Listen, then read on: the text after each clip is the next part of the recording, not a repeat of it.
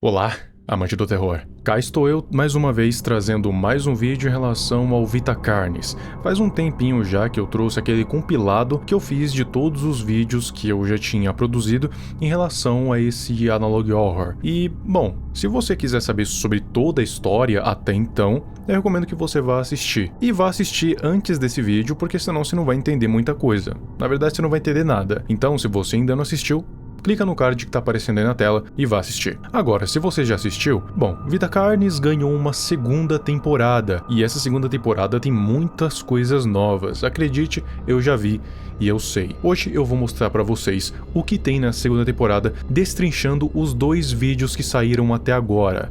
Claro que a segunda temporada ainda não tá completa, mas tem coisa suficiente pra gente conseguir fazer um vídeo bem legal. Vou estar fazendo no mesmo esquema, destrinchando vídeo por vídeo, no caso 2 vídeos, e a gente vai comentar um pouco no final. Mas antes eu não posso deixar de comentar que o canal agora tem parceria com a loja, então se eu fosse você, eu já garantiria as minhas estampas: Máscara da Erudição, Sol Frenético e A Revolta. Os links vão estar aí na descrição e no comentário fixado, ou na própria loja do canal. E aproveitando o gancho, me siga nas minhas outras redes sociais, no meu Twitter e no meu Instagram. E é isso, vamos pro vídeo. Como eu disse, a gente tem 2. O New Beginnings, ou Novos Inícios, e o Revealed Progress, ou Progresso Revelado. Basicamente, o que o primeiro vídeo nos mostra, e o segundo também, é que a população começou a se revoltar. E por que ela começou a se revoltar, pelo menos só agora? Todo mundo começou a tomar mais conhecimento sobre a espécie, e até mesmo cultos começaram a ser formados de pessoas meio que adorando a nova espécie de carne. Até mesmo um grupo de cultistas foram apreendidos por estarem fazendo atividades suspeitas na zona restrita, que é a zona onde os monólitos estão. E para quem não se lembra, os monólitos são aqueles seres colossais, titânicos, feitos de fios de carne, que ficam em um lugar só, não se mexendo e rodeando uma certa área do mundo, que antes eu teorizava ser o lugar onde estava a singularidade, mas não, porque no total existem 7 singularidades, e uma delas foi apreendida por uma instituição que está estudando essas espécies mais a fundo. Esse grupo de cultistas teve as suas identidades desmascaradas, e no fim foi revelado que eles são um grupo de políticos e agentes do governo bem renomados, então tem uma coisa muito maior acontecendo. E esse grupo fazia muitas atrocidades por baixo dos panos, coisas como sequestros, assassinatos, sacrifícios humanos, canibalismo, dentre outras coisas. E é mostrado pra gente várias reportagens falando sobre as espécies do Vita Carnis, e uma delas diz que a empresa Nutrier Company foi fechada porque os produtos dela estavam em risco biológico, traziam um risco biológico para a população. E um deles, eu acho que você se lembra bem se você assistiu os outros episódios, é o Flavor Enhancer, que é um tempero que viciava muito as pessoas. Tipo, as pessoas se tornavam aditivas a esse produto de uma forma anormal, não natural, porque esse tempero era feito a partir dos poros do anfitrião de influência, que é uma das espécies do Vita Carnis e uma das mais perigosas, mas também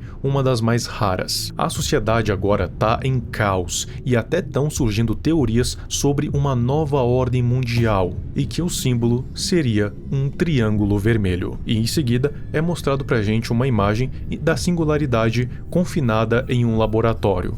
Ou seja, é aquela que estão fazendo experimentos. E logo em seguida a gente é apresentado para um programa chamado Magister's Wonders, que é um programa que meio que documenta coisas sobre a vida biológica. E nesse caso, nesse episódio, vamos dizer assim, tá falando sobre o ciclo da vida. Até agora eu não sei direito por que ele tá lá, o que ele simboliza, mas eu achei interessante abordar já que tá no vídeo inteiro. E então, a gente é apresentado para o primeiro pesquisador, o Dr. Marshall Tradozzi. Ele tá meio que responsável por reportar os experimentos com a singularidade. E essas são as informações que a gente tem mais ou menos. Existem no total 7 singularidades e todas elas têm mais ou menos 1 metro de diâmetro. E não sabem do que ela é feita, mas o material tem uma consistência bem parecida com um vidro. A coloração, no geral, ela é preta, mas pois no centro da singularidade tem alguns padrões em vermelho que tem algumas poucas outras cores lá, mas a cor predominante é o vermelho, carmesim. A singularidade consegue flutuar através de uma força desconhecida pela humanidade, mas ela não está fixa em um lugar. Ela consegue se mover até com certa facilidade. Tanto é que eles conseguiram mover ela até o laboratório.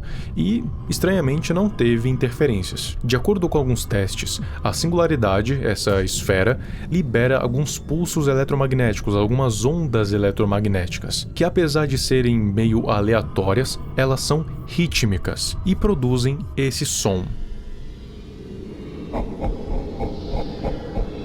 Se você reparar, o fim desse som é bem parecido com uma risada, o que pode significar uma coisa bem sombria. O primeiro experimento que fizeram com a singularidade não teve nada de conclusivo. O máximo que conseguiram descobrir é que eletrônicos perto da singularidade começam a ter interferência, ainda mais se tem muitos ao mesmo tempo. Mas foi no segundo teste que eles realmente conseguiram resultados impressionantes. Primeiro, eles colocaram uma vaca viva na mesma câmara que estava a singularidade, para ver se acontecia alguma coisa, para ver se a singularidade fazia alguma coisa com a vaca ou se a vaca fazia alguma coisa com a singularidade. Mas não aconteceu nada em um período de 24 horas. No máximo, o estresse da vaca foi aumentando.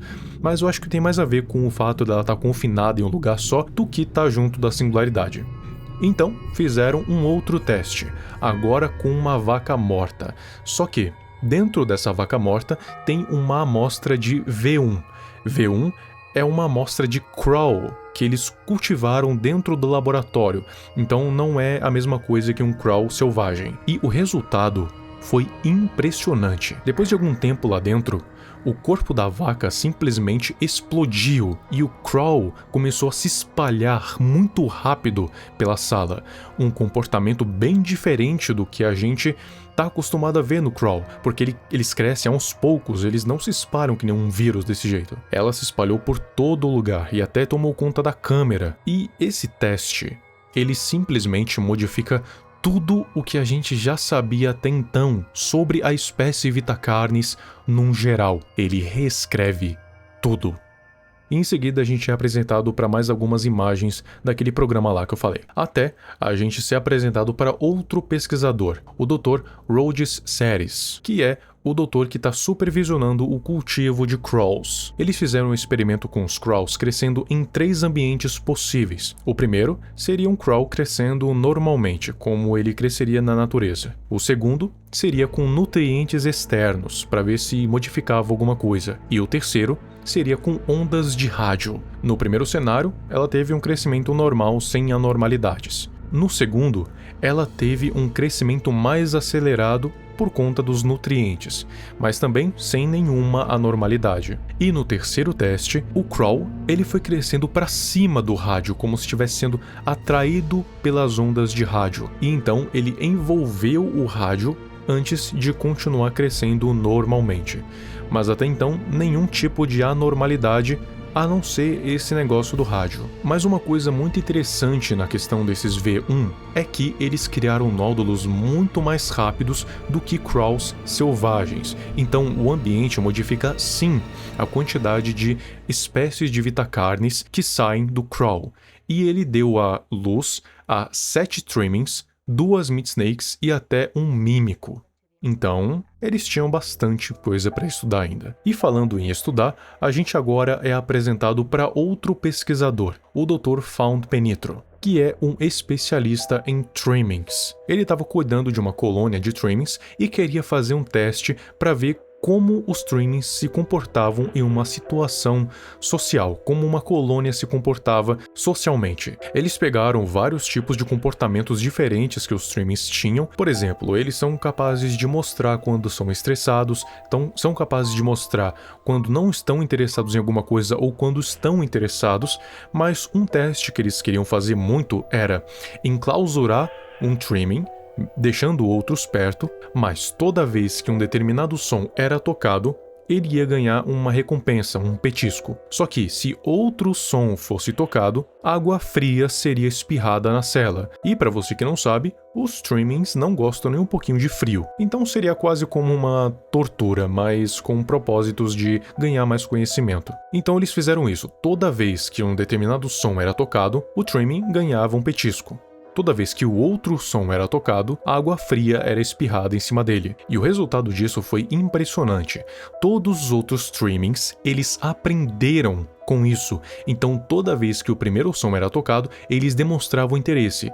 Só que quando o outro som era tocado, eles se escondiam, meio que como tartarugas, como eles já sabiam o que esperar. Ou seja, eles entenderam que um som significava coisa boa e o outro coisa ruim. Só que uma coisa ainda mais bizarra que eles descobriram é que tinha uma outra colônia de Trimmings selvagens rodeando o laboratório. E mesmo esses Trimmings selvagens conseguiram identificar esse padrão, mesmo não estando presentes. Ou seja, de alguma forma, os Trimmings conseguem comunicar entre si, meio que por barulhos ou, quem sabe, telepaticamente. Então, os Trimmings podem ser muito mais interessantes do que a gente pensava. E esse vídeo finaliza mostrando pra gente o fim desse programa falando sobre o ciclo da vida. And unfortunately, not all beetles make it. Bom, o segundo vídeo começa um tanto diferente. Ele começa meio que com um show de talentos envolvendo Trimmings, chamado Trimming Show Off. Ou seja, parece que a sociedade tá começando a aceitar um pouquinho mais os Trimmings, porque se existe um programa dedicado a mostrar essas criaturas, significa que eles estão sendo mais bem aceitos.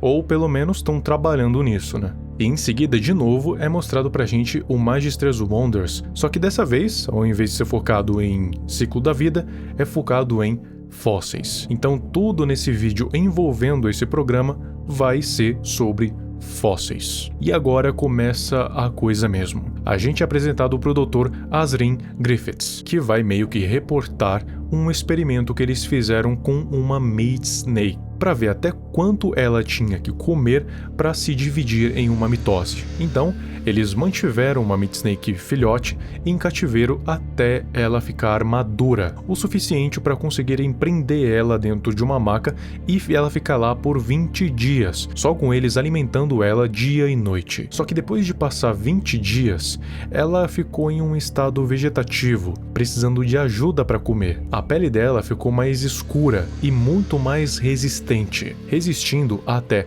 menos 100 graus Celsius e a um calor de 5.000 graus Celsius. Precisou de uma máquina de solda para conseguir fazer algum dano na pele dela. Mas de uma forma que eles não viram, a Meat Snake conseguiu fugir. E como é que ela fez isso? Ela fez a tal da mitose, se dividindo em 3 partes, se eu não me engano. Por um lado, eles perderam uma. Por outro, eles ganharam mais 2. E o ganhador daquele programa lá foi o tal do Patty.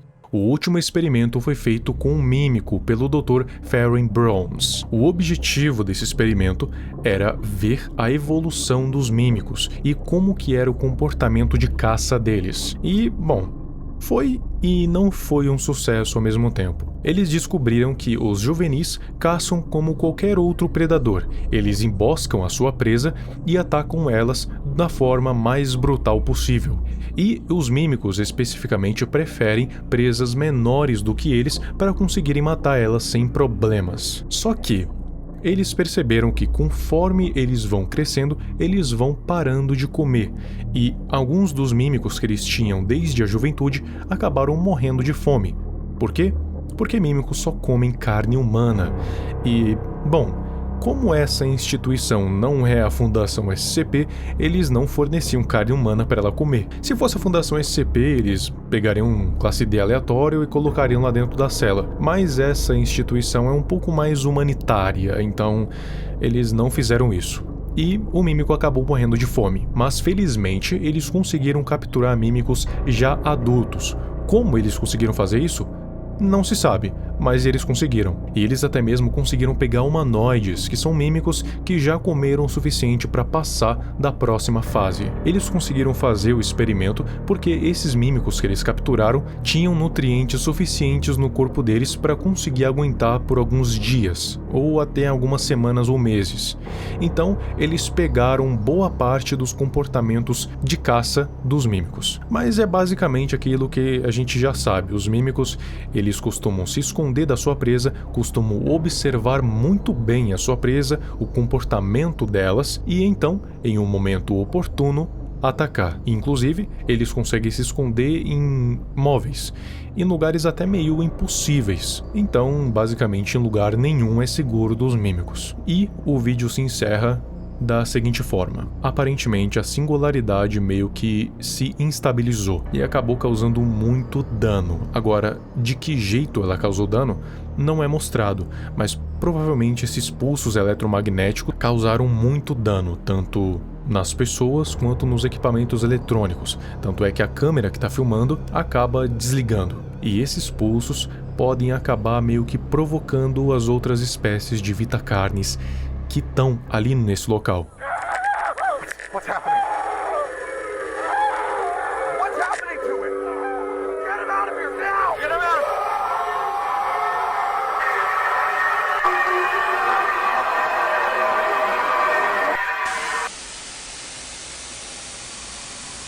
E é assim que acaba os dois vídeos. Claro que, como eu disse, a segunda temporada ainda não tá completa. O Darren Killoy, que é o dono do Vitacarnes, ele parece que tá investindo mais em animações 3D, porque antes a gente só tinha as ilustrações e algumas filmagens bem goofy, mas agora a gente já tem uma melhor ideia do comportamento dos monstros olhando.